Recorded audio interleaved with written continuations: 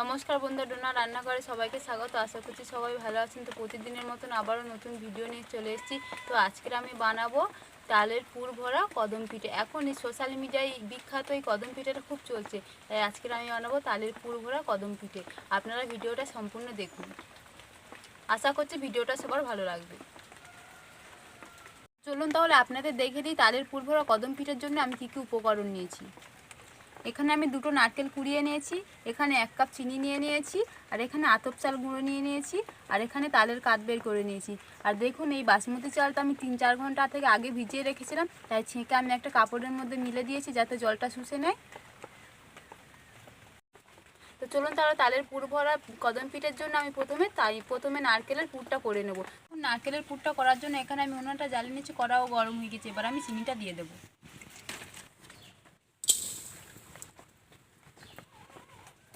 চিনিটা এবার একটু ক্যারামেল মতন করে নেব।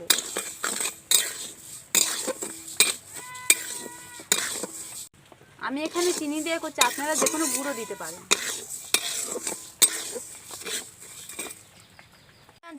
দেখুন চিনিটা গলতে শুরু করে দিয়েছে, আর একটু নাড়লে চিনিটা গলে যাবে।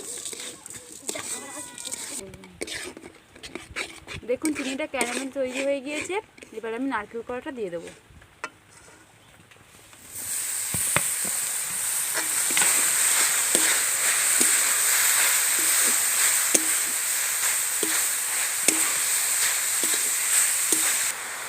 নারকেলের মধ্যে দিয়ে দিচ্ছি থেতো করা এলাচ, থেতো করা আদা দিয়ে দিচ্ছি, দিয়ে এবার ভালো করে কিছুক্ষণ নাড়তে থাকবো।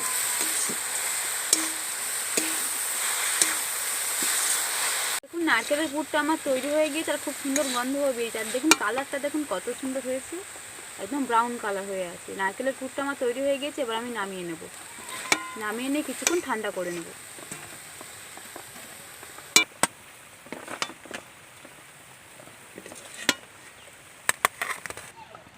এবার আমি নারকেলের পুরটা কিছুক্ষণ ঠান্ডা করতে দেব। এরকম করে ছেলিয়ে দিচ্ছি যাতে খুব ভালোভাবে ঠান্ডা হয়ে যায়। এবার আমি কদম পিঠের জন্য ডোটা তৈরি করে নেব। তো দেখুন আমি কদম পিঠে বানানোর জন্য এখানে আতপ চালের গুঁড়ো নিয়ে নিয়েছি। এবার এটাকে একটা ডো তৈরি করে নেব। তার জন্য আমি দিয়ে দিচ্ছি নুন।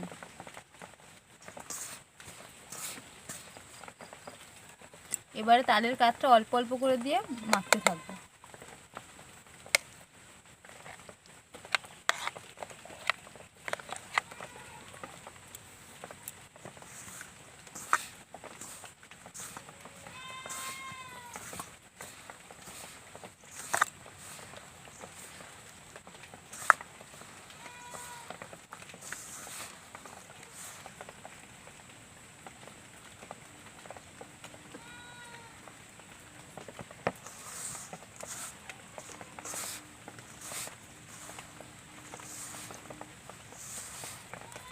আমার আরও কিছুটা তালের কাঠ লাগবে, তাই নিয়ে নিচ্ছি।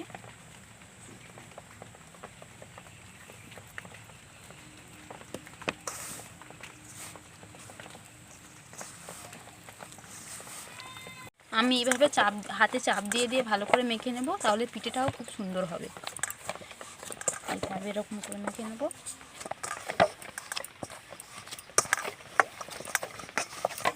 দেখুন খুব সুন্দরভাবে মেখে নিয়েছি। আমার পিঠের পক্ষে এরকমই ভালো হবে। আর একটু মেখে নিয়ে আমি এবারে কিছুক্ষণ রেস্টে রাখবো। দেখুন খুব বেশি শক্ত করিনি, খুব বেশি নরমও করিনি, হালকা নর্মাল রেখেছি। পিঠের পক্ষে খুব সুন্দর হবে। এবার আমি পিঠেগুলো বানিয়ে নেব। তার জন্য এখানে অল্প করে নিয়ে নিচ্ছি।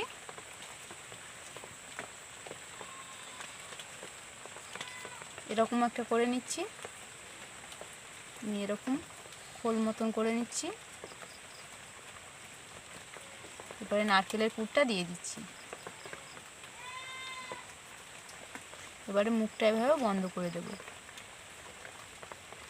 দিয়ে খুব সুন্দর একটা গোল করে নেব। দেখুন খুব সুন্দর একটা গোল করে নিয়েছি। এবার এই চালের মধ্যে এইভাবে ভালো করে মাখিয়ে নেব।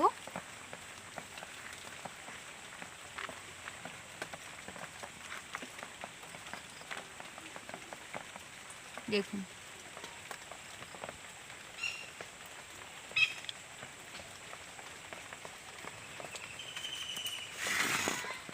এবার আমি থালার মধ্যে রেখে দেবো। এখানে আমি আর একটা পিঠে তৈরি করে দেখাচ্ছি।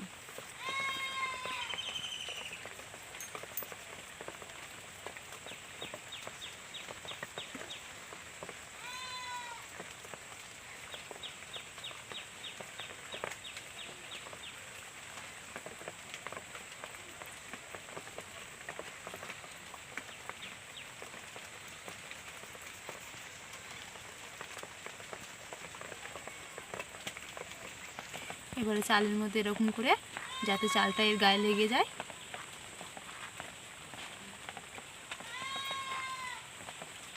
দেখুন চালটা খুব সুন্দরভাবে লেগে গিয়েছে। এবার আমি রেখে দেবো। এবার বাকি পিঠেগুলো আমি একই রকম করে নেব।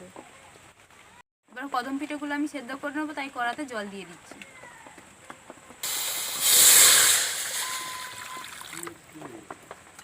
কদম পিঠেগুলো সেদ্ধ করার জন্য দেখুন এখানে আমি জলের মধ্যে একটা স্ট্যান্ড বসিয়ে দিচ্ছি।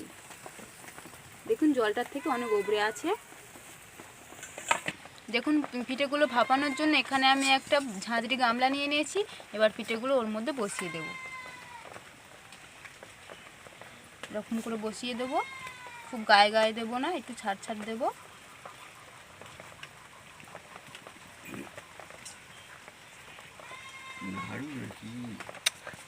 দেখুন আমি একদম গায়ে গায়ে দিইনি, খুব সুন্দর করে সাজিয়ে নিয়েছি। এবার আমি কড়ার মধ্যে দিয়ে দেবো।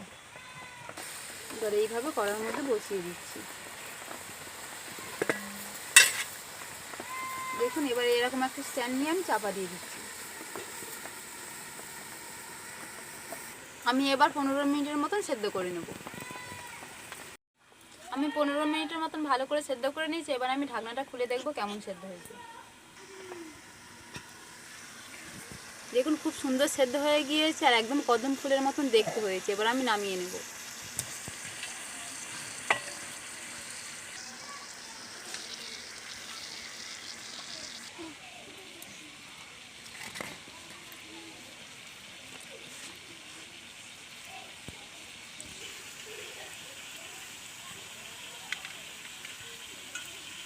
বাকি পিঠেগুলো আমি একই রকম করে সেদ্ধ করে নেব।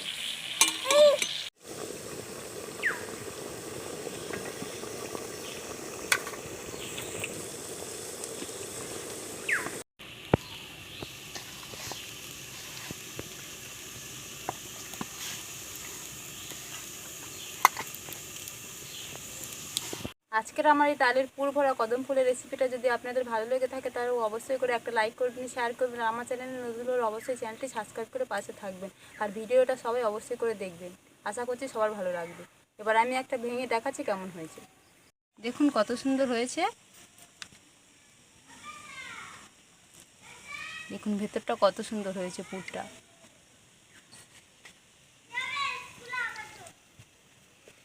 এবার আমি এই সূর্যকে ডেকেছি কদম ফুলের পিঠেগুলো খেয়ে কেমন হয়েছে ও বলবে।